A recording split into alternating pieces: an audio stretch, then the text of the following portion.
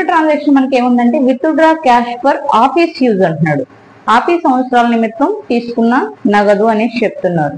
Entry ఏమవుతుందంటే మనకి cash account debtor to bank account అనేసి రాయాల్సి ఉంటుంది. ట్రాన్సాక్షన్ ఇచ్చినప్పుడు ఒకసారి అబ్జర్వ్ చేయాలి, ఏంటంటే withdraw cash for office use అన్నాడా లేకపోతే పర్సనల్ యూజ్ అన్నాడా అనేది చూడాలి. పర్సనల్ యూజ్ అయితే డ్రాయింగ్స్, ఆఫీస్ యూజ్ అయితే కనుక cash account debtor to bank అని రాసుకుంటాం. కాబట్టి ఇప్పుడు ఎంట్రీ అనేది రాద్దాం. మార్చ్ 4th అర్థం cash account debtor to bank account.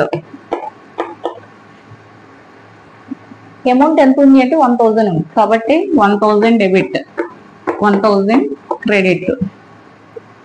Narration B